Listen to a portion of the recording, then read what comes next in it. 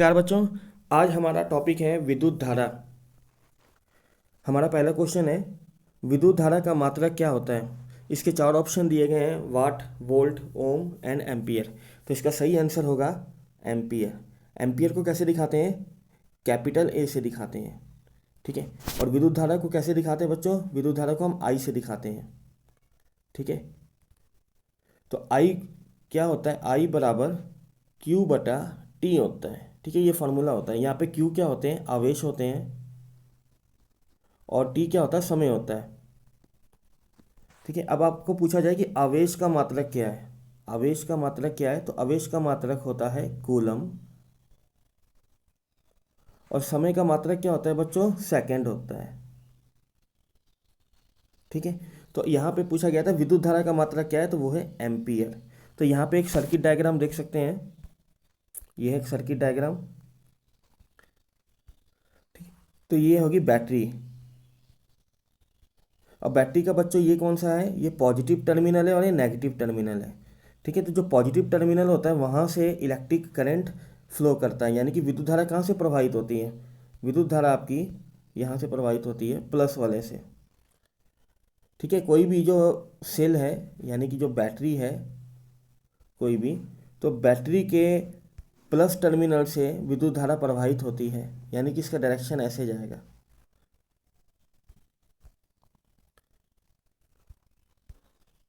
ठीक है बच्चों। तो यहाँ पे प्लस वाले से जो विद्युत धारा प्रवाहित होगा इस तरीके से जाएगा यहाँ पे ये क्या है, ये है की का मतलब क्या होता है, कुंजी होता है, ठीक है। ये कुंजी यहाँ पे क्या है, ऑन है, तो यहाँ से करंट क्या होगा, यहाँ पे चल जाएगा, फिर यहाँ से जाएगा। और ये क्या है कि बल्ब लगा हुआ है, फिर करंट यहाँ से यहाँ पे आएगा। जब तक करंट प्लस से माइनस में नहीं आ जाता, ठीक है, तब तक ये बल्ब नहीं जलेगा। जैसे ही करंट ये प्लस से होके इस टर्मिनल से होके इस टर्मिनल में वापस आ जाएगा, तब जाकर ये बल्ब ग्लो करना स्टार्ट हो जाएगा, ठीक है बच्चों। तो बैटरी का जो ये पे है, विभव कहाँ पे उत्पन्न होता है बैटरी का, मैं यहीं पे बता देता हूँ आपको। जो बैटरी का विभव है वो इन दोनों टर्मिनल में उत्पन्न होता है, यहीं पे उत्पन्न होता है विभव, ठीक है। और इसका मात्रक क्या होता है, विभव का मात्रक वोल्ट होता है, इसका मात्रक होता है वोल्ट, ठीक है बच्चों। तो हमारा इसका क्वेश्चन था विद्युत धारा का मात्रक क्या है, तो उसका मात्रक एम्पियर होता है। अब अगला क्वेश्चन देखते हैं, निम्न में से कौन सा संबंध सत्य है, इनमें से कौन सा संबंध सत्य है, तो इसका पता हमें यहाँ पे लगाना है, ठीक है। तो हमारा फॉर्मूला एक ठो हम जानते हैं, V बराबर कितना होता है, आई आर। ये कौन सा रूल है, ओम्स का रूल है, ओम्स लॉ है, ठीक है, ओम्स लॉ। तो V बराबर आई आर होता है। तो ये क्या पहला वाला चेक करो, क्या ये सही है, ये तो गलत है ना बच्चों, क्योंकि V कितना होता है, आई और आर दोनों के गुणनफल के बराबर होता है, लेकिन यहाँ पे क्या दिया हुआ है, 1/r, तो ये गलत हो गया। अब दूसरा देखो क्या दिया हुआ है, V बराबर r/1, तो ये भी गलत है, ये भी नहीं होगा, क्योंकि यहाँ पे क्या है, V बराबर आई गुना आर। आई यहाँ पे क्या होता है, करंट होता है, विद्युत धारा होता है, विद्युत धारा। आर क्या होता है यहाँ पे, प्रतिरोधक होता है, प्रतिरोध होता है, इसको रेजिस्टेंस बोलते हैं। और वी यहाँ पे क्या होता है, वोल्टेज होता है, ठीक है। यानी कि विभवांतर जो होता है वो होता है यहाँ पे, विभवांतर। अब देखो V बराबर, यहाँ पे बराबर का साइन छूट गया है, V बराबर आई आर दिया हुआ है ना बच्चों, यहाँ पे V बराबर आई आर यहाँ पे दिया हुआ है। तो हमारा आंसर क्या होगा, ये वाला हमारा आंसर होगा V बराबर आई आर, ठीक है। एक बार और देख लो, हमारा फॉर्मूला क्या था, V बराबर आई आर। तो यहाँ पे V क्या होता है, V होता है विभवांतर, और I क्या होता है, विद्युत धारा होता है, और R क्या होता है, यहाँ पे प्रतिरोध होता है, ठीक है बच्चों। अब यहाँ पे हमें फॉर्मूले, यहाँ पे चार ठो यहाँ पे फॉर्मूले दिए हुए हैं, इनमें से पूछा गया है कौन सा फॉर्मूला सत्य है। तो देखो यहाँ पे ना बराबर छूट गया है, तो V बराबर आई आर यही है ना, तो ये वाला हमारा आंसर हो जाएगा। अगला क्वेश्चन देखते हैं हम, ये है बच्चों ओम्स का लॉ। ओम्स का लॉ क्या बोलता है बच्चों, ओम्स के लॉ के अनुसार यदि किसी चालक की भौतिक अवस्था, यानी कि लंबाई, ताप आदि में परिवर्तन ना हो, तो उसमें प्रवाहित होने वाली विद्युत धारा यानी कि आई, विद्युत धारा को हम किससे लिखते हैं बच्चों, आई से, उसके सिरों पर लगाए गए विभवांतर के अनुक्रमानुपाती होता है। ठीक है, यानी कहने का मतलब है कि जो V है वो प्रोपोर्शनल किसके होता है, I के होता है। ये देखो दिया हुआ है बच्चों। ठीक है, तो एक बार और देखेंगे यहाँ पे, अगर उसके कोई भी चालक है यानी कोई भी कंडक्टर है कि भौतिक अवस्था यानी कि इसकी लंबाई, चौड़ाई, तापमान आदि में कोई भी परिवर्तन ना किया जाए, तो उसमें प्रवाहित होने वाली जो विद्युत धारा होती है उसके सिरों पर लगाए गए विभवांतर के, तो विद्युत धारा और उसके विभवांतर के क्या होती है, अनुक्रमानुपाती होती है। ठीक है, यानी कि V प्रोपोर्शनल टू I, यानी कहने का मतलब है कि अगर V बढ़ेगा तो I भी बढ़ेगा। अगर यहाँ पे V अगर बढ़ रहा है तो I भी क्या होगा, बढ़ जाएगा। अगर V घट रहा है तो जो I है, जो विद्युत धारा है, वो भी क्या होगी, घट जाएगी।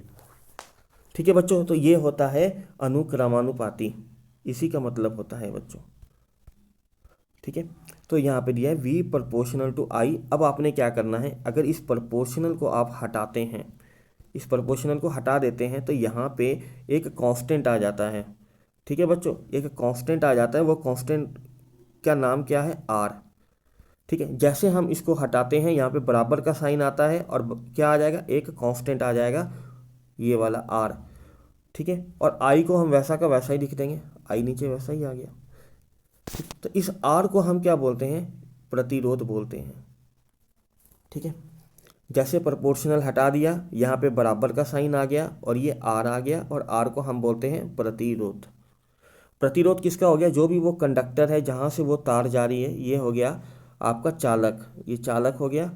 ठीक है, चालक कोई धातु का बना होता है जिसके अंदर फ्री इलेक्ट्रॉन्स होते हैं जो कि कहीं भी मूव कर सकते हैं। तो यहाँ पे जब विद्युत धारा प्रवाहित होगी तो इसको जो प्रतिरोध करेगा, जो ये प्रतिरोध करेगा, ठीक है, तो वो क्या होगा बच्चों, मतलब इस विद्युत धारा को जाने से रोकेगा, वही प्रतिरोधक होता है और उसको R से हम डिनोट करते हैं।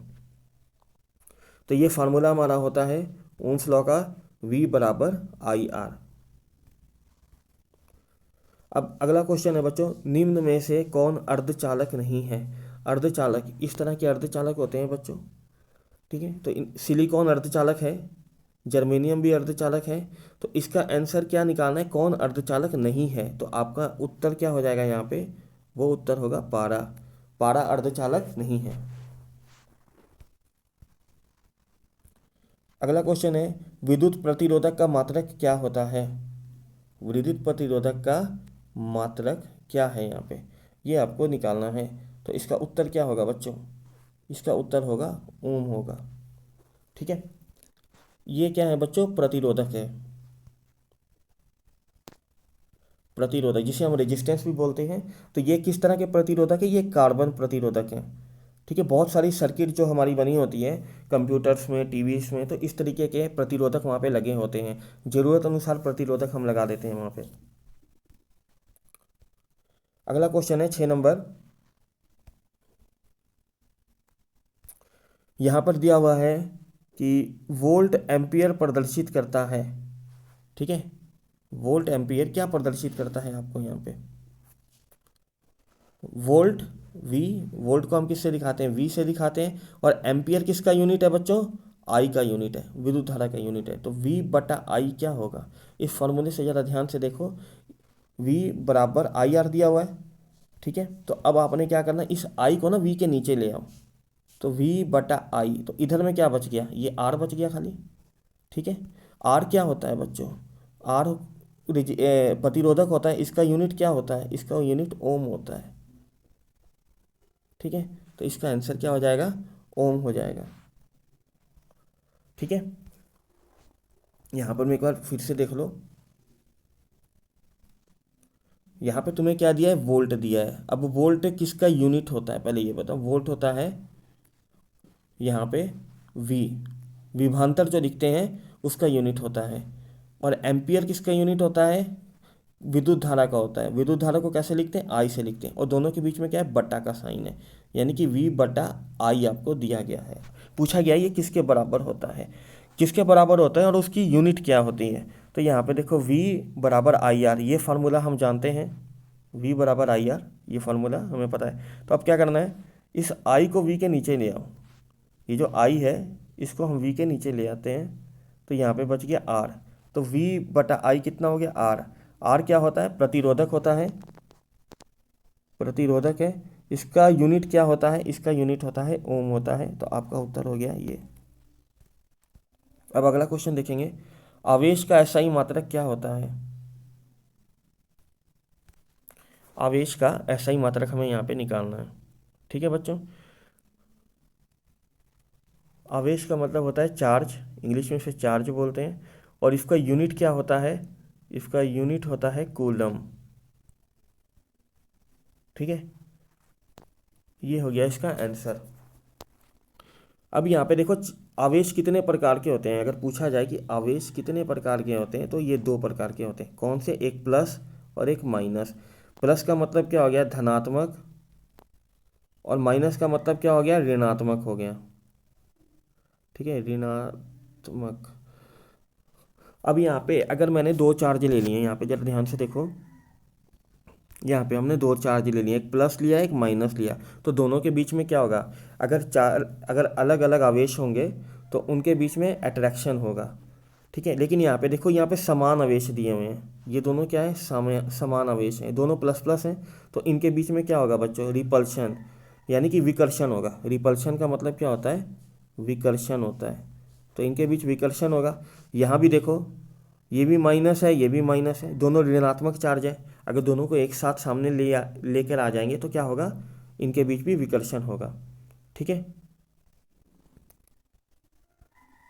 अगला क्वेश्चन हम देखते हैं। यहाँ पे आपको क्या दिया है, 1, 2 और 3 ओम के तीन प्रतिरोधों को श्रेणी क्रम में जोड़ने पर समतुल्य प्रतिरोधक क्या होगा। ठीक है, तो यहाँ पर क्या दिया है आपको, यहाँ पे तीन ठो प्रतिरोधक दिए हुए हैं। ठीक है, यहाँ पे तीन प्रतिरोध दिए हुए हैं आपको, 1, 2 और 3 ओम के तीन प्रतिरोधों को किस क्रम में जोड़ना है बच्चों, श्रेणी क्रम में जोड़ना है। जोड़ने पर क्या होगा, समतुल्य प्रतिरोध क्या होगा, यही पूछा है आपसे। तो भाई जोड़ देते हैं हम। 1 ओम का एक ठो रेजिस्टेंस है, एक ठो इसको जोड़ दिया। उस फिर उसके बाद किसको जोड़ा, दो वाले को जोड़ा। 2 ओम का एक रेजिस्टेंस जोड़ दिया, और 3 ओम का एक रेजिस्टेंस जोड़ दिया। ठीक है बच्चों, तीन, यहाँ पे तीन प्रतिरोध बोले ना। पहला वाला कितना था, पहला वाला था एक 1 ओम का, दूसरा वाला 2 ओम का, तीसरा वाला 3 ओम का। इन तीनों को हमने जोड़ दिया। किस पे जोड़ा है बच्चों, श्रेणी क्रम में। श्रेणी क्रम क्या होता है, सीधी लाइन में जोड़ना। इसको किससे जोड़ा होगा, कोई बैटरी से जोड़ा होगा इन्होंने, इस तरीके से। अब आपको पूछा क्या है कि समतुल्य प्रतिरोध क्या होगा इसका। तो समतुल्य प्रतिरोध को निकालने के लिए कुछ नहीं करना, आपने तीनों को जोड़ देना है। ठीक है, तो पहला प्रतिरोध R1 1 ओम का, R2 2 ओम का, R3 3 ओम का। आपने कुछ नहीं करना है, R1 plus R2 plus R3 कर देना है। ठीक है, तीनों को आपने जोड़ देना है। तीनों को जोड़ने पे क्या मिलेगा, R1 का वैल्यू 1 है, R2 का वैल्यू 2 है, और R3 का वैल्यू 3 है। तो कितना हो गया, 6 हो गया। ठीक है, तो जो R होगा, R क्या है बच्चों यहाँ पे, समतुल्य प्रतिरोध। ठीक है, समतुल्य प्रतिरोध एक ही होगा ना, तो वो क्या होगा, 6 ओम होगा। इस तरीके से लिखेंगे, ये आपका उत्तर हो जाएगा। ठीक है बच्चों, तो यहाँ पे समतुल्य प्रतिरोध का मतलब क्या हो गया, अगर आपने ये तीन अलग अलग लगाने की जगह एक ही ओम का लगा दिया, ठीक है, एक ही रेजिस्टेंस लगा दिया, तीनों को नहीं लगाया।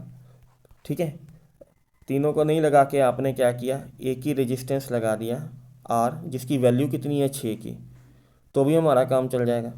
ठीक है, तीन लगाने की जगह एक लगा दिया, इसी को हम क्या बोलते हैं, समतुल्य प्रतिरोध बोलते हैं। अलग अलग तीन की लगाने की जगह एक ही लगा दिया। इसका डायग्राम भी मैं एक बार बना के दिखा देता हूँ। यहाँ पे हमने क्या किया, तीन अलग अलग हमने प्रतिरोधक लगाए हुए थे इस बैटरी से। एक था 1 ओम का, एक 2 ओम का, एक 3 ओम का। पहला 1 2 3 इसी तरह लगाया था। ये हमारा R1 था, ये R2 था, ये R3 था। इस तरीके से लगाया था। इसका समतुल्य प्रतिरोधक कितना मिला था बच्चों, 6 मिला था, या हमने यहाँ पे 6 लगा दिया डायरेक्ट। ठीक है, तो बात तो बराबर होगी ना। यहाँ पे हमने तीन अलग अलग लगाए, 1 ओम का, 2 ओम का, 3 ओम का, तीन प्रतिरोधक लगाए हैं। उसकी जगह हमने इसका समतुल्य प्रतिरोधक यानी कि सीधा एक ही ठो प्रतिरोध लगा दिया, जिसकी वैल्यू क्या है, इन तीनों के बराबर है, जिसकी वैल्यू कितनी है, 6 है। ठीक है, तो इसी को बोलते हैं समतुल्य प्रतिरोध। और ये समतुल्य प्रतिरोध कैसे निकला है, ये श्रेणी क्रम में लगे हुए हैं। श्रेणी क्रम यानी कि एक साथ लगे हुए हैं। ठीक है, ये कैसे लगे हुए हैं, श्रेणी क्रम में लगे हुए हैं। ठीक है, और इसका समतुल्य प्रतिरोधक हो गया 6। अभी अगला क्वेश्चन दिया हुआ है, विभांतर का एसआई मात्रक क्या होता है। विभांतर, अभी ये जो हमने बैटरी बनाई थी ना, जो बैटरी बनाई थी, इसका एक, जिसके दो टर्मिनल थे, एक प्लस था एक माइनस था। ठीक है, तो इनके बीच में, ये प्लस और माइनस के बीच में जो विभांतर उत्पन्न होता है, ठीक है, विभांतर को कैसे लिखते हैं, वोल्ट से लिखते हैं, वोल्ट यानी कि वी लिखते हैं। ठीक है, तो इसका मात्रक पूछा गया, इसका मात्रक क्या हो गया, तो इसका मात्रक वोल्ट हो गया। ठीक है बच्चों, विभांतर क्या होता है, कोई भी एक यूनिट चार्ज को इस टर्मिनल से लेकर इस टर्मिनल तक लाने में किया गया कार्य, उसको हम क्या बोलते हैं, विभांतर बोलते हैं। ठीक है, ये देखो इसकी यहाँ पे डेफिनेशन वगैरह भी दी हुई है। विभांतर किसे कहते हैं, किन्हीं दो बिंदुओं के बीच, दो बिंदुओं के विद्युत विभवों के अंतर को विभांतर यानी कि पोटेंशियल डिफरेंस या वोल्टता कहते हैं। दूसरे शब्दों में इकाई धनावेश को, इकाई धनावेश को यानी कि प्लस एक चार्ज को, ठीक है, क्यू बराबर क्या होगा, क्यू चार्ज होता है, प्लस एक, एक यूनिट है ना, तो क्यू की वैल्यू क्या होगी, एक होगी, और ये धनात्मक है। इकाई आवेश को एक बिंदु से दूसरे बिंदु तक ले जाने में किए गए कार्य को उन दो बिंदुओं के बीच का विभांतर कहते हैं। ठीक है बच्चों, यहाँ पर एक और देखो, यहाँ पर बोला है किन्हीं दो बिंदुओं के विद्युत विभवों के अंतर को विभांतर यानी कि पोटेंशियल डिफरेंस या वोल्टता कहते हैं। दूसरे शब्दों में इकाई धनावेश को यानी कि जो आवेश हो गया आपका वो क्या है, प्लस एक हो गया, एक बिंदु से दूसरे बिंदु तक ले जाने में किए गए कार्य को उन दो बिंदुओं के बीच का विभांतर कहते हैं। ठीक है बच्चों, इसी को हम, और विभांतर को वोल्ट मापी द्वारा मापा जाता है। जैसे ये डायग्राम आपको दिखाई दे रहा है। ठीक है, तो यहाँ पे एक प्लस है एक माइनस है, इनके बीच में जो विभांतर उत्पन्न होगा इन दो बिंदुओं के बीच में, यानी कि प्लस में और माइनस में, इस टर्मिनल के बीच और इस टर्मिनल के बीच में जो आपका विभांतर उत्पन्न होगा। ठीक है, विभांतर उत्पन्न का मतलब क्या हो गया, प्लस एक चार्ज को, मतलब कि यहाँ से लेकर पूरी सर्किट से घुमाकर यहाँ तक माइनस वाले में लेकर आने में किया गया कार्य को हम क्या बोलते हैं, विभांतर कहते हैं। ठीक है बच्चों, अगर कोई आपने चार्ज है, एक यूनिट चार्ज है, यहाँ से लेकर गया इस सर्किट में पूरा घुमा के लेकर गया, यहाँ से आ गया, फिर पूरा यहाँ से लेकर वो कहाँ तक आया, यहाँ तक आ गया। ठीक है, तो यहाँ तक जैसे ये माइनस में पहुँच जाएगा तो ये आपकी विद्युत धारा प्रवाहित हो जाएगी, यानी कि ये बल्ब क्या हो जाएगा, ग्लो होना स्टार्ट हो जाएगा, और इसके बीच में क्या होगा, इन दोनों टर्मिनल के बीच में यानी कि इसके और इसके बीच में विभांतर उत्पन्न हो जाएगा। ठीक है, तो जब तक विभांतर उत्पन्न नहीं होगा तब तक विद्युत धारा प्रवाहित नहीं होगी। ठीक है, और इस विभांतर को किस पे मापा जाता है, वोल्ट में मापा जाता है। ये देखो विद्युत धारा का जो चित्र बना हुआ है यहाँ पे। ठीक है, तो ये जो बैटरी है इनके दो कोने होते हैं, एक होता है प्लस और एक होता है माइनस। ये वाला प्लस एक टर्मिनल और एक माइनस दूसरा टर्मिनल, इन दोनों के बीच में मतलब यहाँ पे क्या पैदा होता है, वी पैदा होता है। वी यानी कि क्या होता है, विभांतर। विभांतर जिसको हम क्या बोलते हैं, वोल्ट से मापते हैं, इसका मात्रक वोल्ट होता है। ठीक है, यानी कि प्लस चार्ज को यहाँ से एक यूनिट प्लस चार्ज को ये वाले टर्मिनल से लेकर पूरा ये ऐसे घूम के आएगा, कहाँ तक आएगा, ये माइनस वाले तक आएगा। ठीक है, तो यहाँ से जब इसको लेके जाया जाएगा तो यहाँ पे क्या होगा, कार्य होगा ना, इसको यहाँ से उठा के यहाँ तक लेके आने में किया गया कार्य, जो यहाँ पे कार्य होगा किसके अगेंस्ट, प्लस एक चार्ज के अगेंस्ट जो कार्य होगा उसी को हम क्या बोलेंगे, विभांतर बोलेंगे। अब आपका अगला क्वेश्चन है स्थिर विद्युत आवेश। स्थिर विद्युत आवेश, ठीक है, यानी कि जो प्लस चार्ज है ना उसको एक जगह रख दो, यानी कि जो प्लस चार्ज है इसको हमने एक जगह रखा हुआ है, ये गति नहीं कर रहा है, इसकी गति नहीं है, ये क्या है, स्थिर है। ठीक है, इसकी गति कितनी है, शून्य है, ये एक जगह स्थिर है। तो स्थिर विद्युत आवेश में क्या होता है, ये विरामावस्था में रहते हैं। ठीक है, जब गति नहीं है, जब गति इसकी जीरो है तो वो कैसे रहेंगे, स्थिर रहेंगे, यानी कि विरामावस्था में रहेंगे। विभव का मात्रक क्या होता है बच्चों, अभी हमने किया था विभव यानी कि वोल्टेज, वोल्ट, विभवांतर, इसका मात्रक क्या होता है, वोल्ट होता है बच्चों। अगला क्वेश्चन दिया है विद्युत बल्ब का तंतु किस धातु का बना होता है। जो विद्युत बल्ब है उसका जो तंतु है, ये वाला जो दिख रहा है आपको तंतु, ये किसका बना होता है, तो ये टंगस्टन का बना होता है। ठीक है, इसका गलनांक, इसका जो गलनांक होता है वह क्या होता है, बहुत उच्च होता है।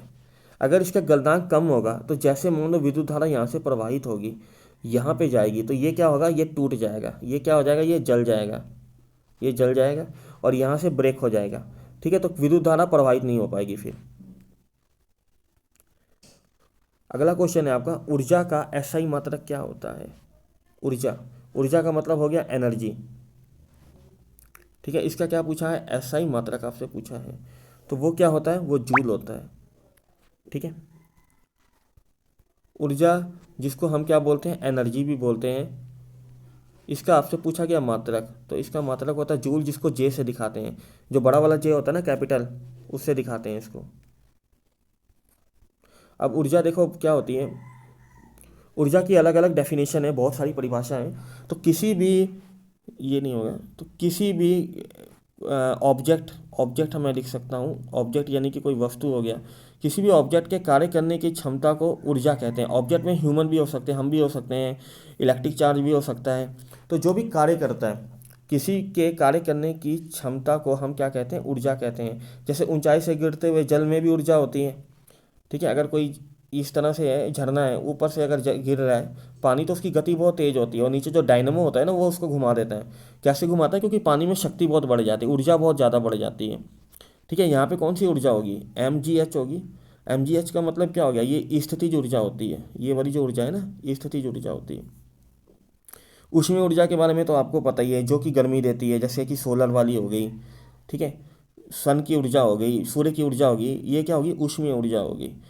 गतिज ऊर्जा क्या होती है, हाफ mv² होती है, ये पता ही होगा आपको। जब कोई गाड़ी चलती है, तेजी से गाड़ी चल रही है, तो उस गाड़ी में कौन सी ऊर्जा होती है, गतिज ऊर्जा होती है। विद्युत ऊर्जा आपको पता ही है, जो बैटरी में होती है, बैटरी हो गया या फिर आपकी जो इलेक्ट्रिक करंट हो गया, यहाँ पे कौन सी ऊर्जा होती है, विद्युत ऊर्जा होती है। सौर ऊर्जा भी आपको पता ही है, पवन ऊर्जा भी पता है। इस तरह से पवन चक्कियाँ लगी होती हैं और ये पवन चक्कियाँ जब घूमती है तो इलेक्ट्रिसिटी पैदा होती है, बिजली पैदा होती है। ठीक है, तो इस तरह कई ऊर्जा है। अब यहाँ पे अगला क्वेश्चन दिया हुआ है टंगस्टन, ये जो बना होता है ना, ये जो बना होता है, ये किसका बना होता है, किस धातु का बना होता है, टंगस्टन का बना होता है। में किस ताप पर पिघलता है, इसका जो ना, ये जो गलनांक होता है, इसका गलनांक बड़ा उच्च होता है।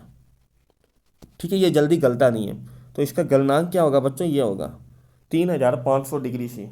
इतना अगर तापमान इसमें पैदा हो गया इतना, तब जाकर ये गलेगा। 100 डिग्री सी पे तो पानी गर्म हो जाता है, उबलना स्टार्ट हो जाता है। तो देख रहे हो इसका जो तापमान है वो कितना ज़्यादा है। ओम का नियम, ओम का नियम क्या होता है बच्चों, अभी पढ़ाया था आपको। V प्रोपोर्शनल टू किसके होता है, I, यानी कि अगर V बढ़ेगा तो आपकी विद्युत धारा भी बढ़ेगी, अगर वोल्टेज घटेगा तो विद्युत धारा भी घटेगी। ठीक है, तो यहाँ पे जब ये प्रोपोर्शनल हम हटाते हैं, ये वाले को जब हम हटा देते हैं तो क्या होता है बच्चों, इसकी जगह क्या आता है, बराबर आता है, और एक कांस्टेंट आता है जिसको हम R बोलते हैं। क्या बोलते हैं, R। ठीक है, और ये आई आ जाता है। आर क्या होता है, प्रतिरोधक होता है, प्रतिरोध होता है, जिसका यूनिट क्या होता है, ओम होता है। वी यानी कि वोल्टेज, इसका यूनिट क्या होता है, विभवांतर, इसका यूनिट वोल्ट होता है। विद्युत धारा का यूनिट क्या होता है, एम्पियर होता है। लेकिन आपको पूछा है ओम का रूल क्या है, तो वी बराबर आई आर, पहला वाला होगा।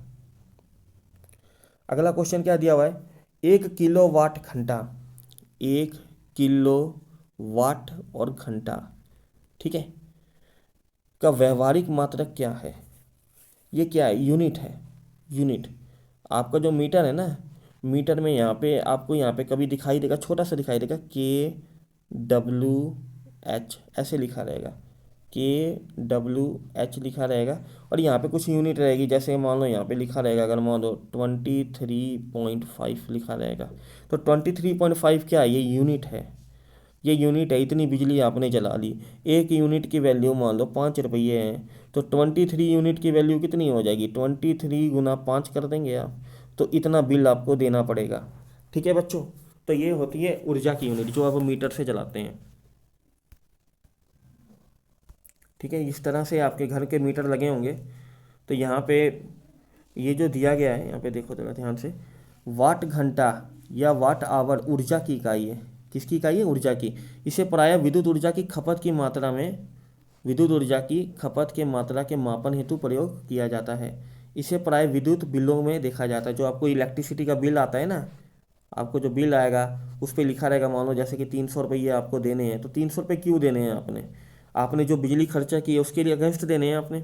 ठीक है, जिसे सामान्य जन सामान्य की भाषा में यूनिट भी कहते हैं। ठीक है, तो इतनी यूनिट उठ गई। अब 300 रुपये दे रहे हैं तो आपको कुछ ना कुछ यूनिट उठी होगी आपकी।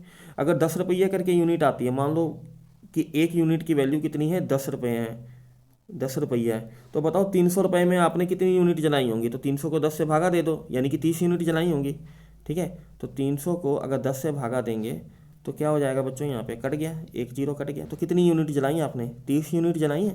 ठीक है, तो 30 यूनिट के लिए आपने कितने भरे हैं? 300 रुपये भरे हैं। अगर मान लो एक यूनिट की वैल्यू 5 रुपये होती है, एक यूनिट की वैल्यू कितनी है? 5 रुपये है, तो 30 यूनिट की वैल्यू कितनी होंगी? 150। तो आपका बिल कितना आएगा? आपका बिल आएगा 150 आएगा। ठीक है बच्चों, अब अगला क्वेश्चन देखते हैं, विभव का मात्रक क्या है? यहाँ पे पूछा विभव। अब देखो, विभव का मात्रक तो अभी हमने पढ़ा था, वोल्ट होता है। ठीक है, ये हमारा हो गया बैटरी। अब इस बैटरी के प्लस और माइनस के बीच में क्या उत्पन्न होता है? ये तो आपने पढ़ा ही है अभी। इसके बीच में होता है विभवांतर उत्पन्न होता है। विभवांतर का मात्रक क्या है? वोल्ट है। अगला क्वेश्चन है, वोल्ट बटा एम्पियर क्या प्रदर्शित करता है? ये भी हमने अभी किया है। वोल्ट यानी कि वी, एम्पियर ये विद्युत धारा का यूनिट होता है। वी बटा आई क्या हो गया? आई को वी के नीचे ले आओ तो बचा यहाँ पे अकेला आर बच गया। ठीक है, तो आर हो गया। आर आर का यूनिट क्या होता है? ओम होता है।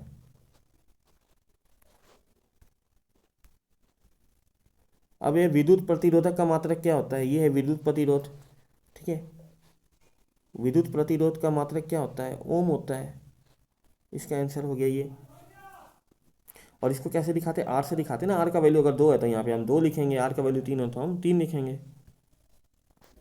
अब ये विद्युत धारा का एसआई मात्रक क्या होता है? तो इसका एसआई मात्रक एम्पियर होता है। ये तो पढ़ा ही है आपने। हाँ, ये क्वेश्चन ठीक है थोड़ा। यहाँ पे देखो क्या दिया, 1, 2 और 3 ओम के 3 प्रतिरोधकों, ये भी हमने कर लिया है। ठीक है, एक बार और कर लेते हैं फिर रिवीजन। यहाँ पे आपको कितने प्रतिरोधक दिए हुए हैं? 3 दिए हुए हैं। 1, 2 और 3 ओम के प्रतिरोधक को श्रेणी क्रम में जोड़ने पर क्या होगा? समतुल्य प्रतिरोध क्या आएगा? ये 1, ये 2, ये 3, ये हो गया R1, ये R2, ये R3, तीनों को हमने जोड़ देना है। ठीक है, यानी कि समतुल्य प्रतिरोध चाहिए। समतुल्य प्रतिरोध क्या हो गया? R। इसको क्या लिखेंगे? बराबर R1 plus R2 plus R3, यही लिखेंगे बच्चों। और क्या करेंगे? जोड़ देंगे, ये 1, ये 2, ये 3। ठीक है, तो जोड़ के क्या हो गया बच्चों? 6 हो गया। और 6 कैसे दिखाएंगे? इसको इस तरीके से दिखाएंगे। ये होता है ना इसका सिंबल ओम, 3 ओम, सॉरी 6 ओम। ये हो गया आपका आंसर।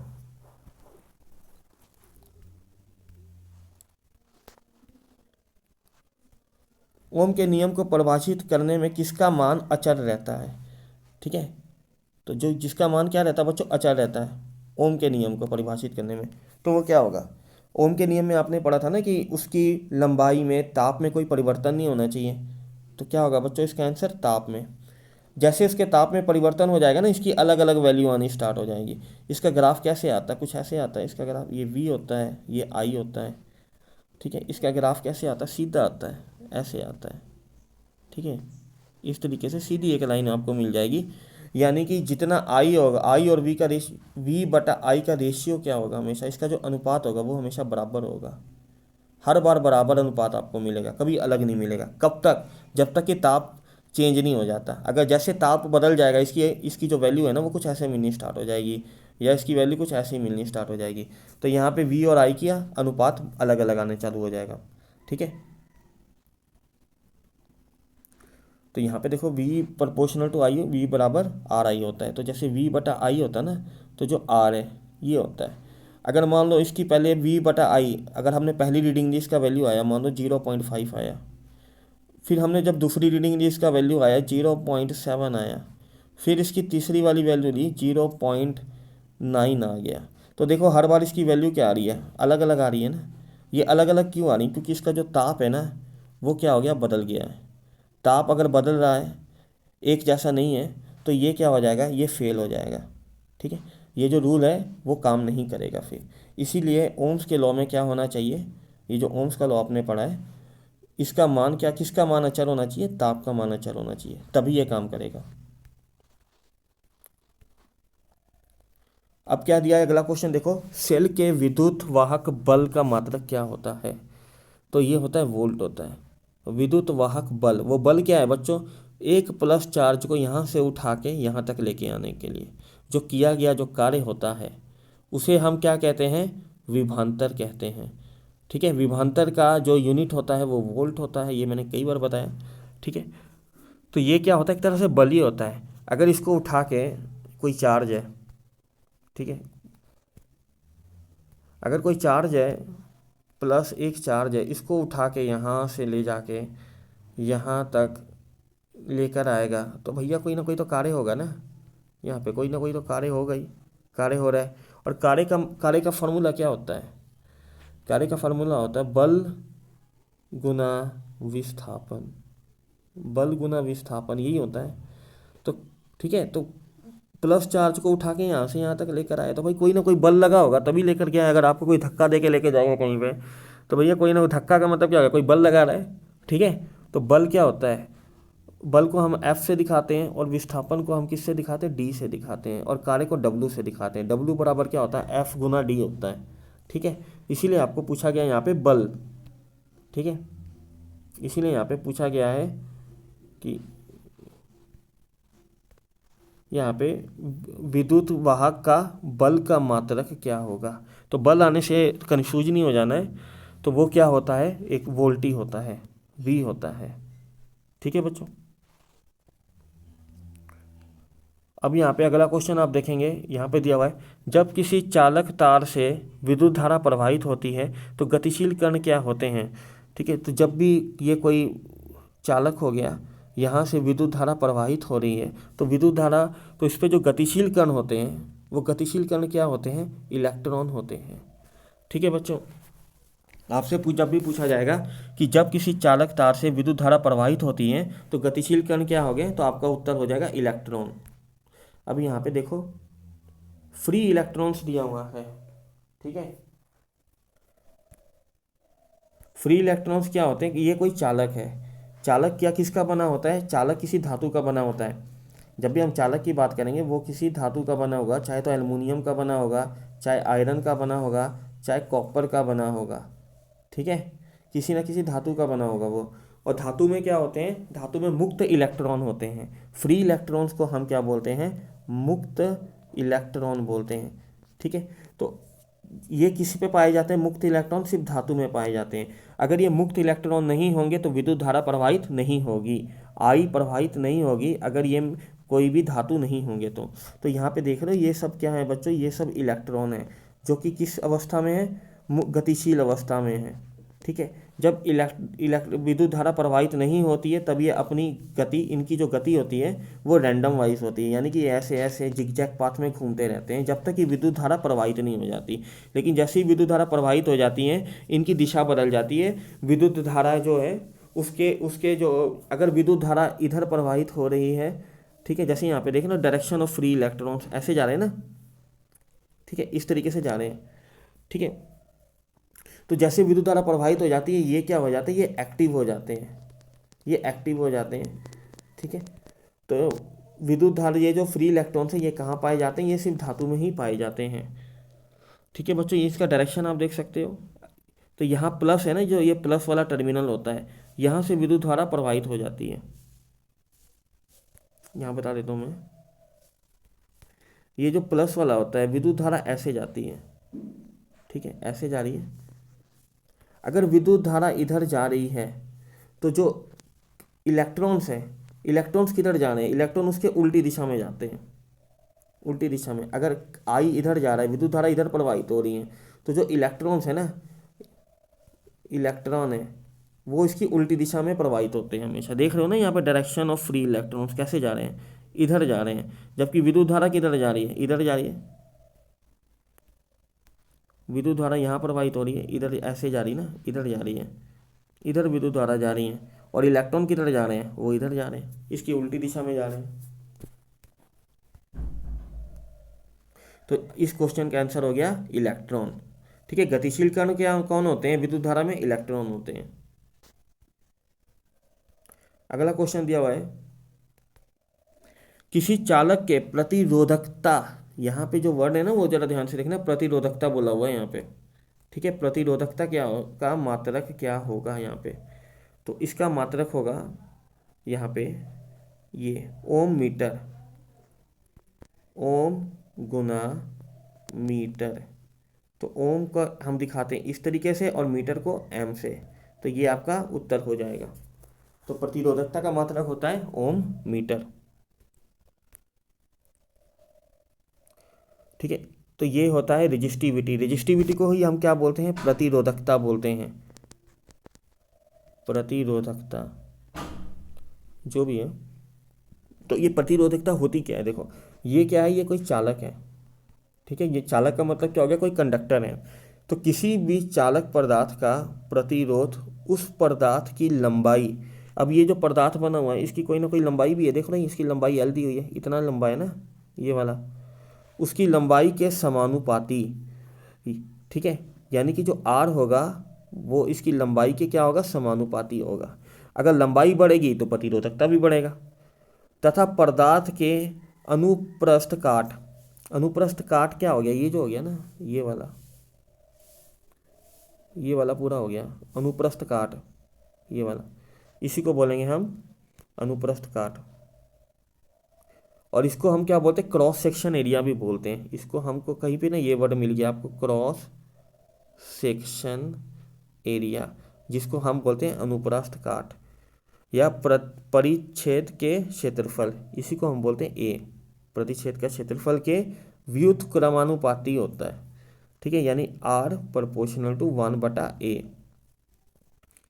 ठीक है, इसके होता है, तो यही होता है रेजिस्टिविटी, इसी को बोलते हैं प्रतिरोधकता। तो इसको एक बार और ध्यान से देखो, इसको यहाँ पे क्या दिया हुआ है, ये कोई चालक हो गया, ये चालक की लंबाई होगी, चालक इतना ही लंबा है।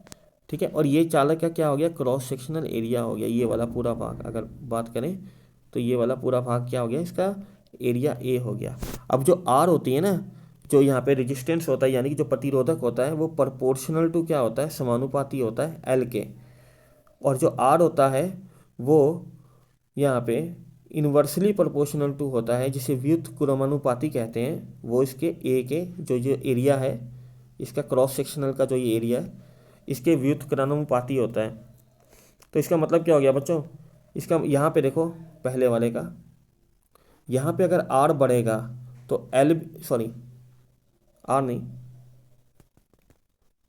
अगर यहाँ पे एल बढ़ेगा, ये जो एल है ना, अगर एल बढ़ता है तो आर भी बढ़ेगा, प्रतिरोध भी बढ़ेगा। अगर इस कंडक्टर की लंबाई को मैंने बढ़ा दिया जाए ना, तो यहाँ पे क्या होगा, इसका जो रेजिस्टेंस है, प्रतिरोधक है, वो भी बढ़ जाएगा। और अगर एल यहाँ पे घट जाएगा तो आर भी क्या होगा, घट जाएगा। इसीलिए इसे क्या बोलते हैं, समानुपाती। अगर एल बढ़ेगा तो आर भी बढ़ेगा, एल घटेगा तो आर भी घटेगा। लेकिन यहाँ पे थोड़ी सी चेंजिंग हो जाती है, यहाँ पे एक दूसरे का उल्टा है। इसका उल्टा का मतलब क्या हो गया कि यहाँ पे अगर ए, ये जो ए है, अगर वो घट जाएगा तो आर क्या होगा, बढ़ जाएगा। और अगर ये जो ए है यानी कि जो क्षेत्रफल है ये वाला, अगर ये बढ़ेगा तो जो आर है वो क्या हो जाएगा, जो प्रतिरोधक है वो घट जाएगा, यही होता है। ठीक है, तो ये जो प्रतिरोधकता है ये कैसे डिफाइंड होती है? किसी पदार्थ का प्रतिरोधक निम्न चीज़ों पर निर्भर करता है। किन किन चीज़ों पर निर्भर करता है यहाँ पे देख लो, दिया हुआ है। पहला हो गया यहाँ पे धातु पदार्थ की लंबाई पे, ठीक है, ये जो लंबाई दी हुई ना इस पे। दूसरा दिया है पदार्थ के अनुप्रस्थ काट के क्षेत्रफल पर, वो कौन सा हो गया बच्चों, ये वाला हो गया। ठीक है, और वो क्षेत्रफल कौन सा हो गया आपका, वो ये वाला हो गया, ये होता है अनुप्रस्थ काट, ये वाला। ठीक है, इसके और पदार्थ की प्राकृतिक पर, प्राकृतिक मतलब क्या, वो किस धातु का बना हुआ है, एल्युमिनियम का बना हुआ है, आयरन का बना हुआ है, कॉपर का बना हुआ है, किसका बना हुआ है, उस पर भी डिफाइन करता है। ठीक है, कभी कभी आप तार लेके आती हो, कोई तार पतली होती है, कुछ तार मोटी होती है।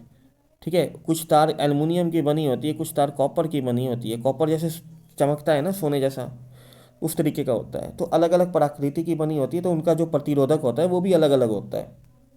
ठीक है बच्चों, तो आपने एक याद करके रखना है यहाँ पे। तो यहाँ पे जो प्रतिरोध होता है यानी कि आर, वो प्रोपोर्शनल टू किसके होता है, ठीक है, वो प्रोपोर्शनल टू होता है एल के, समानुपाती होता है एल के।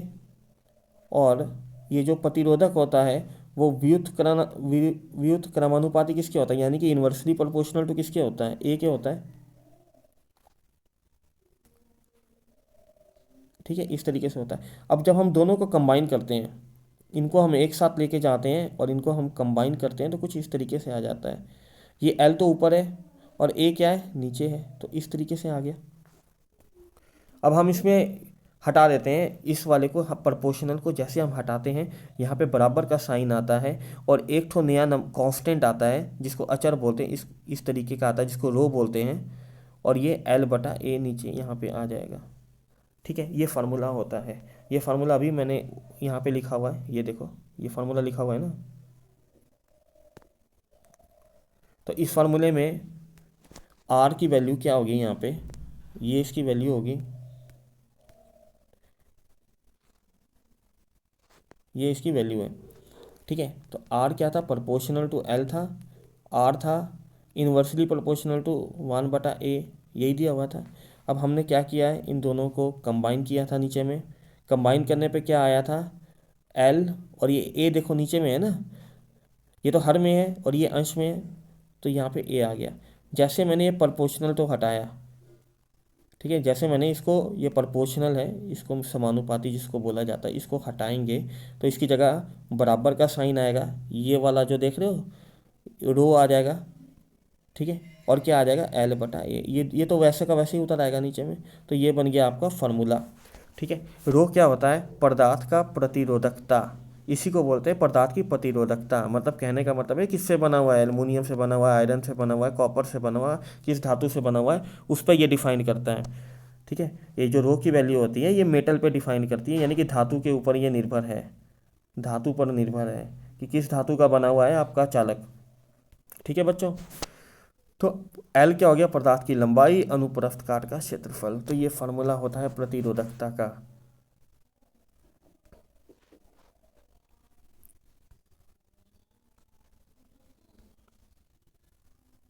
अब अगला क्वेश्चन देखेंगे, निम्नलिखित में कौन विद्युत का सुचालक है, ये पूछा गया है। निम्न में कौन विद्युत का सुचालक है, तो कौन होगा बच्चों, सल्फर होगा, नहीं होगा, प्लास्टिक भी नहीं होगा, आयोडीन भी नहीं होगा, ग्रेफाइट होगा।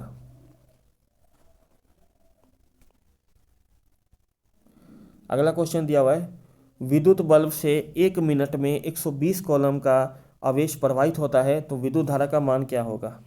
ठीक है, किसी बल्ब से 1 मिनट में 120 कूलम का आवेश प्रवाहित होता है, तो प्रवाहित धारा का मान क्या होगा, यही पूछा गया है। ठीक है, प्रवाहित धारा यानी कि क्या पूछ रहा है आपको बच्चों, यहाँ पे आई पूछ रहा है, आई का वैल्यू क्या होगा, यानी विद्युत धारा का मान क्या होगा, ये पूछा है। ठीक है, तो 120 कूलम, ये कूलम क्या होता है बच्चों, चार्ज होता है। कितना दिया हुआ है, 120 कूलम दिया हुआ है आपको। 1 मिनट दिया हुआ है, समय कितना दिया हुआ है, 1 मिनट। ठीक है, 1 मिनट दिया हुआ है। अब आई का फॉर्मूला मैंने आपको करवाया था, आई बराबर क्या होता है, आवेश बटा समय, यही होता है। और समय किस पे लेते हैं बच्चों, समय हम लेते हैं सेकंड में। ठीक है, तो 1 मिनट में कितने सेकंड होते हैं, 60 सेकंड होते हैं। 1 मिनट में 60 सेकंड। अब कैसे करते, क्यू की जगह हम क्या बैठाएंगे, 120, समय की जगह क्या बैठाएंगे, 60 बैठाएंगे। ठीक है, ये कट गया 2 बार में, तो आई का वैल्यू कितना आ गया, 2। और यूनिट किसका, यूनिट बैठा देंगे, क्या होता है विद्युत धारा की यूनिट, एम्पियर होती है, तो 2 एम्पियर, ये आपका आंसर हो जाएगा। ठीक है बच्चों, तो इस तरीके से इस क्वेश्चन को बनाएंगे। क्या दिया हुआ था पहले इस क्वेश्चन में ध्यान से देख लेंगे। इस क्वेश्चन में दिया था किसी बल्ब से 1 मिनट में 120 कूलम का आवेश प्रवाहित होता है, तो कितना आवेश प्रवाहित होता है, 120। ठीक है, तो Q क्या हो गया, Q की वैल्यू हो गई 120। Q क्या होता है, आवेश होता है।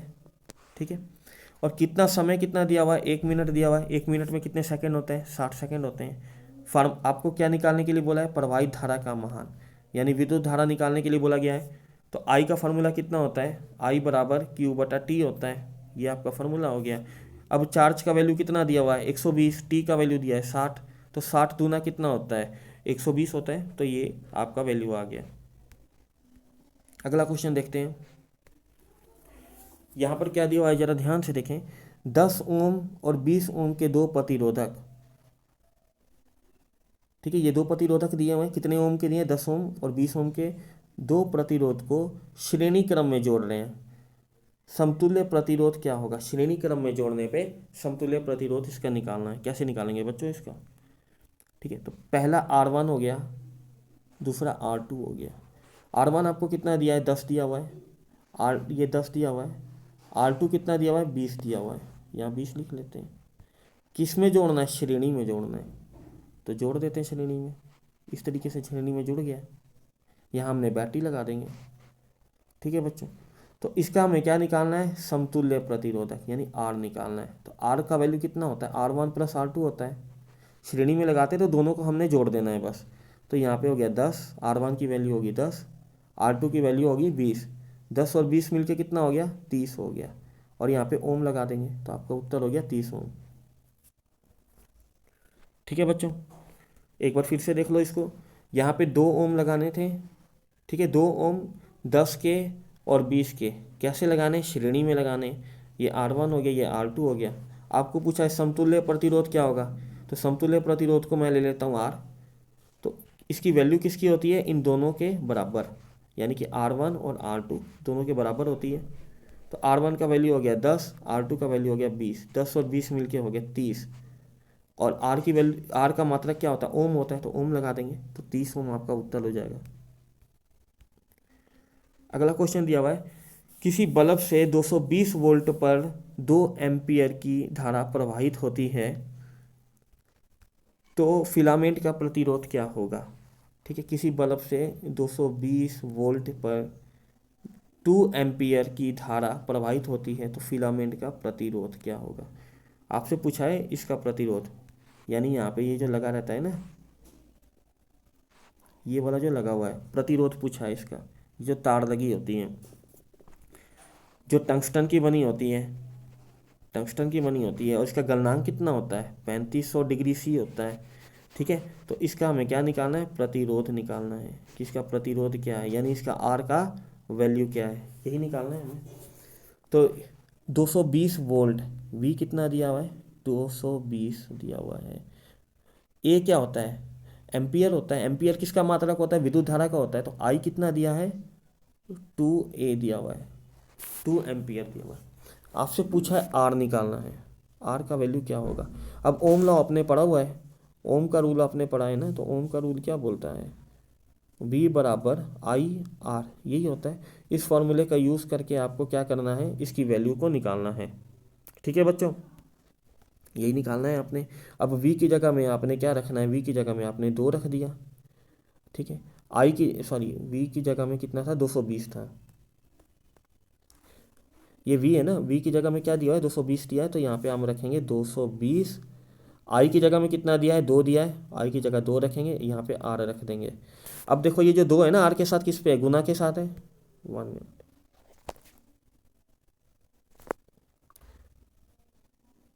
तो यहाँ पे दो ये गुना में है ना, यानी कि 220 बराबर 2 गुना R, यही है। अब 220 के नीचे चल जाएगा और यहाँ पे क्या बच गया, R बच गया। ठीक है बच्चों, ये 2 है और यहाँ पे क्या है, R है ना। 2 से काट दो इसको, 110 कितना आ गया बच्चों, 110 आ गया। तो R की वैल्यू कितनी होगी, 110 होगी। ये आपका उत्तर हो जाएगा बच्चों। ठीक है, एक बार फिर से देख लो इस क्वेश्चन को। किसी बल्ब से 220 वोल्ट पर 2 एम्पियर की धारा प्रवाहित होती है। ठीक है बच्चों, तो आपसे क्या पूछा है, फिलामेंट का प्रतिरोध क्या होगा, यही पूछा गया है, फिलामेंट का प्रतिरोध क्या होगा। तो यहाँ पे जो फिलामेंट है उसका हमने क्या निकालना है, प्रतिरोध निकालना है। ठीक है, तो V आपका दिया हुआ है 220 और I आपका दिया हुआ है, जो विद्युत धारा दिया हुआ है वो 2 दिया हुआ है। जब भी 2A ऐसा दिखाई दे ना तो ये विद्युत धारा होता है, विद्युत धारा यानी I का वैल्यू बोला है। और जहाँ भी आपको 220 वोल्ट 240 वोल्ट ये V लगा हो, ये आपका क्या होता है, वोल्ट होता है, विभवांतर होता है। आपको पूछा है R का वैल्यू क्या होगा, तो V बराबर IR, ये फार्मूला हम जानते हैं। इस फार्मूले, ओम्स का लॉ, ये फार्मूले का हमने इस्तेमाल करना है। और यहाँ पे V की वैल्यू कितनी दी है, 220, तो 220 बैठा दो। I की वैल्यू कितनी दी है, 2 बैठा देते हैं, इधर R है। अब 2 को 220 के नीचे ले जाते हैं। ठीक है, तो ये कट के कितना आ जाएगा, 110 आ गया। R का वैल्यू आ गया 110, इसका मात्रक लगा देते हैं ओम, तो 110 ओम, ये आपका उत्तर हो गया। अगला क्वेश्चन है, किसी चालक के छोरों के बीच विभवांतर V, प्रतिरोध R और प्रवाहित धारा के बीच का क्या संबंध होगा। यानी V, R और I, इनके बीच का संबंध बताना है हमें यहाँ पे कि इनका बीच में क्या संबंध है। तो ये किस पे पाया जाता है बच्चों, V बराबर IR में पाया जाता है, V बराबर IR। और ये किसका रूल होता है, ओम्स का लॉ होता है। तो देखो यहाँ पे V बराबर IR। ठीक है, ये संबंध है इनके बीच में। हमारे घरों में जो विद्युत की आपूर्ति की जाती है वह क्या है, कितने वोल्ट की आपूर्ति की जाती है। ये जो बिजली है ना यहाँ से, ये तो क्या हो गया, जंक्शन हो गया जहाँ से बिजली आती है, यानी कि बिजली स्टेशन का हो गया। ये क्या है, बिजली स्टेशन। ठीक है, जहाँ से बहुत सारी, यहाँ पे तो बहुत ज़्यादा एम्पियर रहता है, यानी कि 10,000 से 25,000 वोल्ट, 25,000 वोल्ट ऐसे रहता है। इतनी बड़ी वोल्टेज तो हमारे घर में आएगी नहीं, आएगी तो सब कुछ उड़ जाएगा। ठीक है, तो कितनी आती है हमारे घर में, हमारे घर में आती है 220 वोल्ट पर प्रत्यावर्ती धारा आती है। प्रत्यावर्ती धारा ऐसे ऐसे ऐसे ऊपर नीचे नाचते नाचते आती है। ठीक है, कभी ऊपर तो कभी नीचे। तो बैटरी से किस प्रकार की धारा प्रवाहित होती है, तो यहाँ पे देखो 2 तरह की धारा है। ठीक है, तो आपसे पूछा है बैटरी, ये जो बैटरी बनती है अपने घर में, जो छोटी छोटी बैटरी आप लगाते हैं जिसका एक टर्मिनल प्लस एक माइनस होता है, रिमोट में भी लगती है, तो उस पर किस तरह की धारा प्रवाहित होती है ये पूछा गया है। तो उस पर दिष्ट धारा प्रवाहित होती है, मतलब एक तरह से प्रवाहित हो रही है तो हो रही है। ठीक है, ऐसे जा रही है लगातार तो जा रही है, तो वो दिष्ट धारा होती है। देख रहे हो, दिष्ट धारा बेचारी सीधी है, सीधी जाती है, कभी टेढ़ी नहीं जाती। ठीक है, तो ये दिष्ट धारा होगी। ठीक है, ये सीधे बच्चे होते हैं। ठीक है, तो ये सीधी आती है बैटरी से धारा, इसको कोई मतलब नहीं है किसी से। लेकिन जो प्रत्यावर्ती धारा होती है जो हमारे घर में आती है, 220 वोल्ट की जो आती है, कहाँ आती है, हमारे घर में आती है। वो कैसी आती है, ऐसे ऊपर नीचे नाचते नाचते आती है। देख रहे हो, कभी ऊपर तो कभी नीचे, कभी ऊपर तो कभी नीचे। अब अगला क्वेश्चन देखो बच्चों, क्या दिया है, 1 वोल्ट क्या होता है, तो पूछ दिया जाएगा 1 वोल्ट निकालो। तो यहाँ पे V बराबर क्या है, R और I दिया हुआ है। ठीक है, तो वोल्ट कैसे निकालेंगे इसको बच्चों, 1 वोल्ट पूछा है आपसे। ठीक है, तो इसका आंसर होगा जूल बटा कूलम, बी। इसको याद कर लो, 1 वोल्ट होता है, इसको ना जूल बटा कूलम में इसने लगाया गया है। ठीक है, जूल बटा कूलम, सी। जूल किसका यूनिट होता है, वर्क का यूनिट होता है, कार्य का यूनिट होता है, और ये कूलम का यूनिट होता है। ठीक है, इस पर दूसरा फार्मूला लगा हुआ है, ये वाला फार्मूला का यूज़ हुआ है यहाँ पे। ठीक है, V बराबर W बटा Q का यूज हुआ है यहाँ पे। ठीक है, तो जूल वर्क, जो ये जो W है, W कार्य का यूनिट होता है, कार्य को का यूनिट, कार्य का मात्रा को क्या लिखते हैं, जूल लिखते हैं। और जो आवेश का मात्रा को लिखते हैं कूलम लिखते हैं, तो जूल बटा कूलम, यानी कि डब्ल्यू बराबर क्या होता है, वी, डब्ल्यू बराबर होता है वी गुना क्यू होता है। ठीक है बच्चों, इसको याद करके रख लो। ठीक है, तो हमें क्या निकालना था, 1 वोल्ट निकालना था ना, 1 वोल्ट निकालना था, तो यह क्या आ जाएगा, वी बराबर डब्ल्यू बटा, यहाँ पे था डब्ल्यू बराबर वी गुना क्यू, यही था। तो वी को हम यहीं पे रहने देते हैं, यहाँ पे जो वी दिया है इसको यहीं रहने देते हैं, क्यू को नीचे ले आते हैं, तो डब्ल्यू बटा क्यू यही आ गया। ठीक है, तो अब ये एक है, अगर ये एक है इधर में, ये बराबर है इधर में एक है, तो इधर में भी तो एक होना चाहिए ना, एक बराबर एक तो होगा, कभी दो तो नहीं हो पाएगा। यानी डब्ल्यू की वैल्यू भी क्या होगी, एक, और क्यू की वैल्यू भी कितनी होगी, एक। पर ये आपसे पूछा नहीं है, आपको यहाँ पे ना मात्रक के रूप में पूछा गया है। तो डब्ल्यू का मात्रक क्या होता है, जूल होता है, और ये जो क्यू का मात्रक होता है वो कूलम होता है। तो जूल बटा कूलम, तो देखो ये जूल बटा कूलम दिया हुआ है, ये आपका उत्तर हो जाएगा।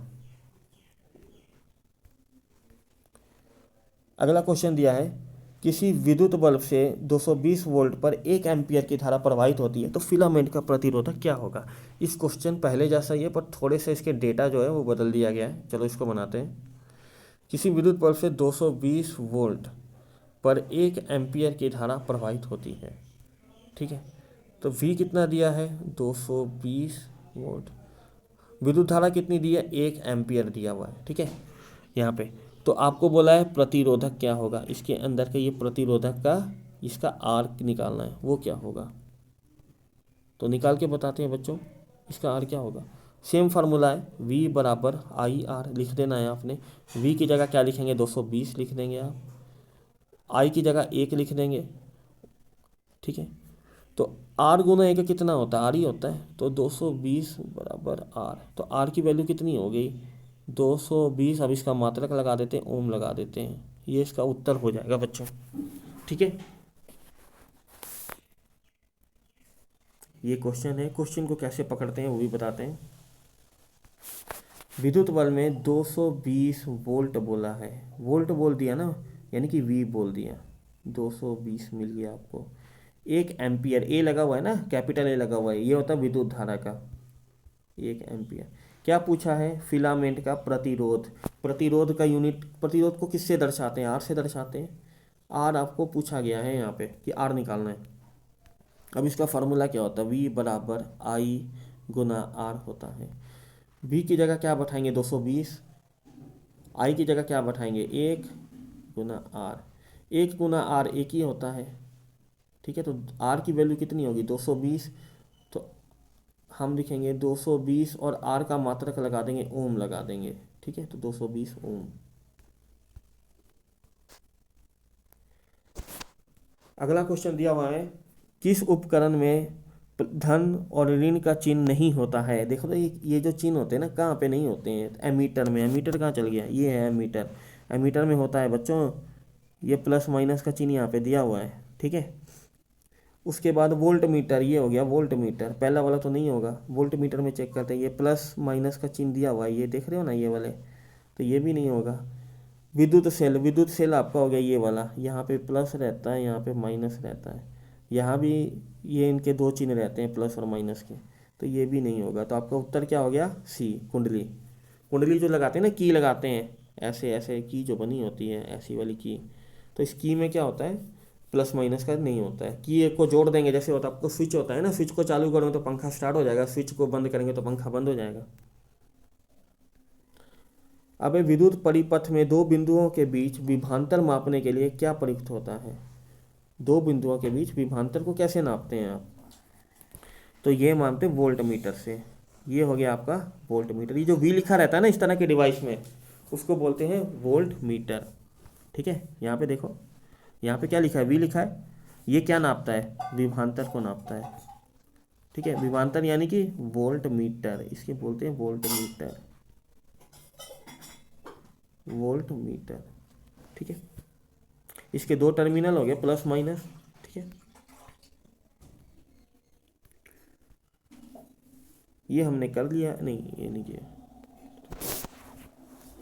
यहाँ पे इस क्वेश्चन को ध्यान से पढ़ो, क्या दिया हुआ है, 1, 2 और 3 ओम के प्रतिरोधों को श्रेणी क्रम में जोड़ने पे और 12 वोल्ट की बैटरी से जोड़ा जाता है तो परिपथ में धारा क्या होगी। तो धारा पूछ दिया है बच्चों इस बार, ठीक है। तो कितने वोल्ट, कितने रेजिस्टेंस को यहाँ पे लगा रहे हैं, कितने प्रतिरोधों को लगा रहे हैं, तो 1, 2 और 3, यानी R1 हो गया 1, R2 हो गया 2, R3 हो गया 3। 3 ओम को कैसे लगा रहे हैं, श्रेणी में लगा रहे हैं, ये देख रहे हो श्रेणी में, तो श्रेणी में लगा देते हैं, जोड़ देते हैं इसे, श्रेणी में लग गया। उसके बाद क्या करते हैं, इसे 12 वोल्ट की बैटरी, ये जो 12 वोल्ट की बैटरी के साथ कनेक्ट करते हैं, ये है 12 वोल्ट की बैटरी। इसके प्लस वाले से लगाते हैं, इसका ये वाला टर्मिनल, और माइनस वाले से लगाते हैं, एक मिनट रुको, माइनस वाले से लगाते हैं, दूसरा टर्मिनल लगा दिया हमने, ठीक है बच्चों। तो आपको पूछा है यहाँ से जो करंट प्रवाहित होगा, यहाँ से जो करंट जा रहा है, बिजली जा रही है, यहाँ से जो प्रवाहित होते हुए ऐसे जाएगी और घूम के वापस आएगी घर, तो उसे हम, तो उसका मान निकालना है। ये जो गई है विद्युत धारा प्रवाहित हुई है, उसका हमें मान निकालना है। कैसे निकालेंगे बच्चों, देखो, तो पहले हमें क्या करना होगा, इसका फार्मूला लगाना होगा। V बराबर क्या होता है, IR होता है, ये वाला फार्मूला यहाँ पे लगेगा, ठीक है। तो यहाँ पे कितनी की बैटरी लगी है, ये बैटरी की कैपेसिटी कितनी है, 12 वोल्ट की है। तो V मिल गया आपको, V कितना मिल गया, 12 मिल गया। I आपको निकालना है। अब R का वैल्यू क्या होगा, तो R हमें कैसे निकालते हैं, समतुल्य R निकालने के लिए क्या करते हैं, तीनों को जोड़ देते हैं, यानी R1 plus R2 plus R3 करते हैं ना। तो तीनों को जोड़ दो, देखो क्या आता है, तीनों को जोड़ दो, 1, 2 और 3, तीनों को जोड़ने में कितना आ जाएगा, 6 आ जाएगा, ठीक है। 1 और 2 कितना होता है, 3, और 3 कितने होते हैं, 6 हो जाते हैं। तो यहाँ पे लिख देंगे 6 लिख देंगे, ठीक है। अब I गुना 6 है, तो 6 12 के नीचे आ जाएगा, तो 12/6 इधर हो गया I, तो 6 दूना 12, तो कितना आ गया I का वैल्यू, I का वैल्यू आ गया बच्चों 2 एम्पियर आ गया। ये आपका उत्तर हो जाएगा B वाला, ठीक है बच्चों। तो इस तरीके से इस क्वेश्चन को आपने बनाना है। एक बार फिर से समझाते हैं इसे। यहाँ पे 3 ठो आपको प्रतिरोधक दिए हैं, जिसकी पहला का वैल्यू है 1, दूसरे का वैल्यू है 2 और तीसरे का वैल्यू 3 दिया हुआ है। तीनों को श्रेणी क्रम में जोड़ देते हैं, तो हम इसको जोड़ देते हैं, 12 वोल्ट की बैटरी से कनेक्ट करते हैं। ये 12 वोल्ट की बैटरी दी है, तो यहाँ से कनेक्ट करते हैं इसके प्लस वाले टर्मिनल से, और माइनस वाले टर्मिनल से इसको कनेक्ट कर देते हैं हम। अब आपसे पूछा है कि धारा का, विद्युत धारा का मान क्या होगा, विद्युत धारा का मान पूछा गया है। तो हम ओम्स का रूल लगाते हैं। ओम्स का रूल क्या होता है, V बराबर I गुना R होता है, ठीक है। अब V का वैल्यू यहाँ पे क्या हो गया, 12 वोल्ट हो गया, तो 12 लगा देते हैं। I हमें निकालना है, तो वैसे ही छोड़ देते हैं। अब R का मान यहाँ पे निकालना है, कैसे निकालेंगे, R का मान, इन तीनों को हम जोड़ देते हैं, 1 + 2 + 3, तो 3 2 5 और 1 6 आ गया, यहाँ पे 6 बैठा देते हैं। अब ये जो 6 है वो 12 के नीचे चल जाएगा, तो 12/6, तो 6 दूना 12। I का वैल्यू कितना आ गया, 2 आ गया। कहाँ गया भैया 2, ये आंसर हो गया। अगला क्वेश्चन करते हैं, 1 वोल्ट क्या कहलाता है। ये तो हमने अभी किया है क्वेश्चंस को, ठीक है। 1 वोल्ट हो गया 1 जूल बटा कूलम, ठीक है, ये नहीं है, ये काट दो, ठीक है। तो ये आपका उत्तर हो गया, V बराबर J/C, ठीक है। यानी कि W हमारा फार्मूला क्या होता है, W बराबर V गुना Q होता है, ठीक है बच्चों। तो ये क्या होता है, जूल होता है, V क्या होता है, वोल्ट होता है, वोल्ट, और ये क्या होता है, कूलम होता है, कूलम, ठीक है। तो ये फार्मूला आपका लग जाएगा। आपको पूछा वोल्ट क्या होता है, 1 वोल्ट चाहिए, ठीक है। तो पहले मैं फार्मूला लिख लेता हूँ, ये Q को मैं उधर भेज देता हूँ, तो W/Q इधर रह गया आपका V। अगर V का वैल्यू कितनी, 1 दी हुई है, V 1 दिया हुआ है, बराबर है, तो इधर भी क्या होना चाहिए, 1 ही होना चाहिए, क्योंकि 1 बराबर 1 होता है, यानी W की वैल्यू भी 1 और Q की वैल्यू भी 1, ठीक है। लेकिन हमें मात्रक पूछा है, तो W का मात्रक क्या होता है, जूल होता है, और इसका होता है कूलम। तो V का मात्रक क्या हो गया, जूल/कूलम, ठीक है। तो जूल/कूलम, और 1 क्यों लिखा हुआ है, क्योंकि ये 1 है, तो इन दोनों का वैल्यू भी मिलकर कितना होना चाहिए, 1 ही होना चाहिए। किसी कुंडली का प्रतिरोधक ज्ञात करने के लिए वो कौन सा सूत्र इस्तेमाल करेंगे। इनमें बहुत 4 सूत्र दिए हुए हैं, तो कौन सा सूत्र याद करेंगे आप। तो आपका फार्मूला तो होता है V बराबर आई आर, ठीक है। और आपको निकालना है क्या है यहाँ पे, आपको निकालना है आर, निकालना है प्रतिरोध का मान निकालना है। तो प्रतिरोध का मान निकालना, तो भाई आई को हम नीचे भेज देंगे V के, तो V बटा आई इधर हो जाएगा आर। देखो कौन सा वैल्यू यहाँ पे लग रहा है, ये वाला वैल्यू लग रहा है ना, C नंबर, तो ये आपका उत्तर हो जाएगा।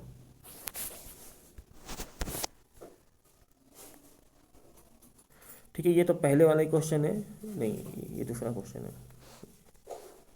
यहाँ पे क्या दिया हुआ है, किसी चालक से 2 मिनट तक 1 एम्पियर की धारा प्रवाहित होने पर आवेश का मान क्या होगा, यही पूछा है। तो यहाँ पे Q का मान पूछा गया है आपसे कि वो क्या होगा, Q का मान। तो किसी चालक से 2 मिनट तक, यानी T कितना दिया हुआ है आपको, यहाँ पे 2 मिनट दिया हुआ है, ठीक है। धारा कितनी दी हुई है, 1 एम्पियर की धारा दी हुई है। आपसे पूछा है यहाँ पे कितना आवेश प्रवाहित होगा, ठीक है। अगर किसी चालक से 2 मिनट तक 1 एम्पियर की धारा प्रवाहित होती है तो वो आवेश, कितना आवेश प्रवाहित होगा। तो इसका फार्मूला क्या होता है, आई बराबर Q बटा टी, यही होता है बच्चों फार्मूला, ये तो पढ़ा भी होगा आपने। अब यहाँ पे निकालना है क्या, Q निकालना है। कोई नहीं, पहले हम वैल्यू सारी बैठा देते हैं। आई की वैल्यू कितनी है, 1, आई की वैल्यू, आई की जगह में हम क्या बैठाते हैं, 1 बैठाते हैं। Q निकालना है, उसको वैसा का वैसा ही छोड़ दो। T कितना दिया हुआ है, आई की जगह में मैंने बैठाया 1, Q को वैसे ही छोड़ दिया। अब T की जगह बैठाते हैं, कितना दिया है 2 मिनट, पर ये सेकंड में होता है बच्चों, तो 2 मिनट को हम चेंज कर देते हैं, 2 मिनट को हम 60 से गुना करते हैं, तो ये किस पे बदल जाएगा, सेकंड में बदल जाएगा, ठीक है। तो ये कितना हो गया, 120 सेकंड हो गया। तो हम यहाँ क्या बैठाएंगे, 120 बैठाएंगे, ठीक है। तो ये वाला जो अब 120 है वो इधर चल जाएगा, तो 1 गुना 120 बराबर Q। तो ये कितना आ गया, 120 आ गया बच्चों, ठीक है। तो कितने कूलम चार्ज जा रहा है, 120, ठीक है बच्चों, ये आपका उत्तर हो जाएगा। फिर से देख लो इस क्वेश्चन को, यहाँ पे दिया किसी चालक से 2 मिनट में, समय क्या हो गया 2 मिनट, मगर कोई भी चीज़ हम ना यहाँ पे सेकंड में लेते हैं। अब 1 मिनट में कितने सेकंड होते हैं, 1 मिनट में होते हैं 60 सेकंड होते हैं, 60 सेकंड होते हैं। तो उसी प्रकार से 2 मिनट में कितने सेकंड होते हैं, 1 में 60 तो 2 में 120, यही होगा। 2 में कितने होंगे, 120 सेकंड हो जाएंगे यहाँ पे, ठीक है। अब आपको करना क्या है बच्चों, यहाँ पे धारा कितनी प्रवाहित होती है, 1 एम्पियर। आई को लिखेंगे हम, 1 लिखेंगे, ए दे देंगे, ए का मतलब एम्पियर हो गया। आवेश का मान क्या होगा, आवेश पूछा है, क्यू पूछा है आपसे, क्यू निकालते हैं, आवेश कितना होगा इसका, ठीक है। फार्मूला आप जानते हैं, फार्मूला क्या होता है, आई बराबर, यानी कि विद्युत धारा बराबर आवेश बटा समय, यही होता है, आई बराबर Q बटा टी। अब आपने क्या करना है, आई की वैल्यू कितनी दी है, 1 दी हुई है, तो यहाँ पे आई है ना, यहाँ पे क्या बैठाएंगे, 1 बैठाएंगे। Q निकालना है, तो Q को वैसा का वैसे ही छोड़ दो, हमें तो नहीं पता Q क्या है। टी कितना दिया हुआ है, टी का वैल्यू अभी आया कितना, 120 आया है, 120 सेकंड। 2 मिनट किसके बराबर होते हैं, 120 सेकंड के बराबर होते हैं। तो हम यहाँ पे लिख लेंगे 120, तो 1 बराबर Q बटा 120, यही मिला है आपको। 120 को इधर ले जाओ, तो 1 गुना 120, क्रॉस मल्टीप्लिकेशन जानते हो ना आप, तो इसको 120 को उधर ले जाएंगे, तो 120 गुना 1 कितना होगा, 120 ही होगा। तो आपके आवेश की वैल्यू कितनी होगी, 120 कूलम होगी, ठीक है बच्चों। तो आज हम यहीं तक करते हैं, अगले दिन हम अगले क्वेश्चन और लेकर आएंगे।